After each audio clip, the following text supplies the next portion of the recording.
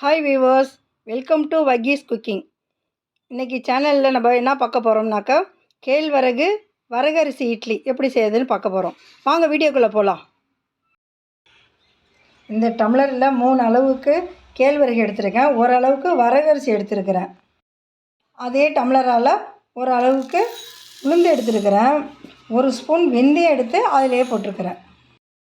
இப்போது கேழ்வரகையும் வரகரிசியும் தண்ணி ஊற்றி நல்லா க்ளீன் பண்ணி 4-5 தடவை நல்லா க்ளீன் பண்ணி அதை 8 மணி நேரம் நம்ம ஊற வைப்போம்.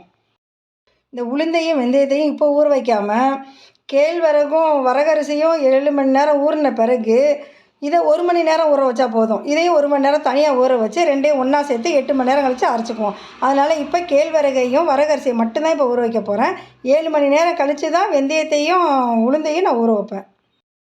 கேழ்வரகும் வரகரிசியும் தண்ணி நிறையா ஊற்றி நல்லா அலசி ஒரு 5-6 தடவை அலசணும். நல்லா மண் இருக்கும், அதனால் 5-6 தடவை நல்லா அலசி எடுத்து க்ளீன் பண்ணிவிட்டு வரேன். கேழ்வரகும் வரகரிசியும் நல்லா தண்ணி ஊற்றி களைஞ்சி நல்லா க்ளீன் பண்ணி இதை எடுத்து வந்திருக்கேன் பாருங்கள்.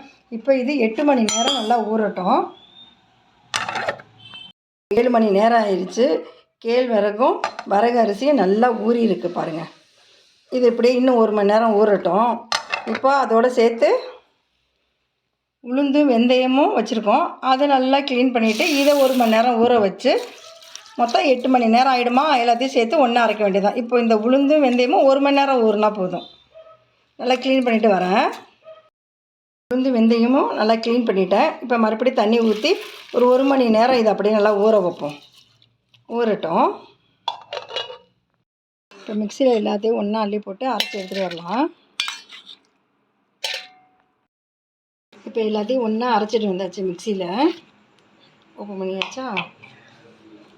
இது வந்து ஒரு பாத்திரத்தில் ஃபுல்லாக எல்லாத்தையும் ஊற்றிடுறோம். இப்போ இதில் 1 ஸ்பூன் கல்லுப்பு போட்டு கையாலே நல்லா பெசரி ஒரு நைட்டு ஃபுல்லாக வச்சிடுறோம். நாளை காலையில் எடுத்து பார்ப்போம்.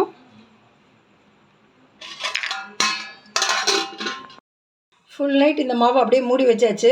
இப்போ நம்ம திறந்து பார்ப்போம் எப்படி இருக்குதுன்னு. பாருங்கள், உங்களுக்கே தெரியுதா. இப்போ இந்த மாவை நல்லா கலக்கி விட்டு நம்ம இட்லி பாத்திரத்தில் இட்லி தட்டையில் ஊற்றுவோம்.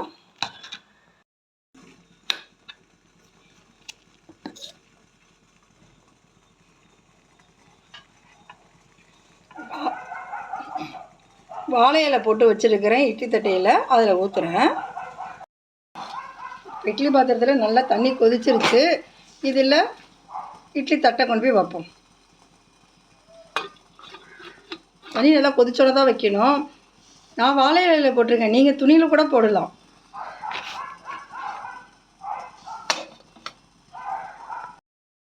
இப்போ இது ஒரு 10 நிமிஷம் வெந்துக்கிட்டு இருக்கட்டும். ஃபுல் ஃப்ளேமில் வச்சுருக்கிறேன், வேகட்டும். இது வேகிறதுக்குள்ளக்க நம்ம போய் சட்னி அரைச்சிட்டு வந்துடலாம்.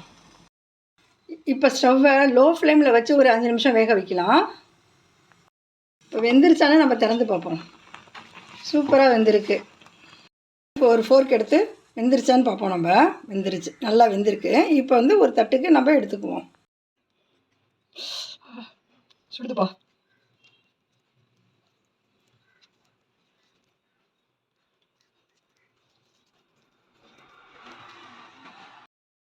இட்லி எப்படி இருக்குது பாருங்கள்.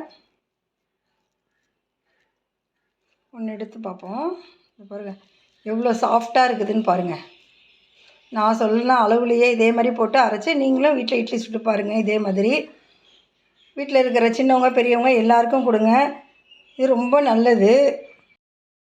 கேழ்வரகு வரகரிசி இதை போட்டு நம்ம செஞ்சதுனால இதில் நிறைய பெனிஃபிட் இருக்குது. இதே மாதிரி நீங்கள் வீட்டில் செஞ்சு பாருங்கள், ரொம்ப நல்லாயிருக்கும். இதை உங்கள் ஃப்ரெண்ட்ஸு உங்கள் ரிலேட்டிவ்ஸ்க்கு ஷேர் பண்ணுங்கள், லைக் பண்ணுங்கள். உங்கள் அருமையான கருத்துக்களை கமெண்ட் பண்ணுங்கள், சப்ஸ்கிரைப் பண்ணுங்கள். பக்கத்தில் இருக்கிற பெல் ஐக்கானையும் தட்டுங்க. அப்போ தான் நான் போடுற ஒவ்வொரு வீடியோவும் உங்களுக்கு வந்து சேரும். அடுத்த வீடியோவில் சந்திப்போமா. பாய்.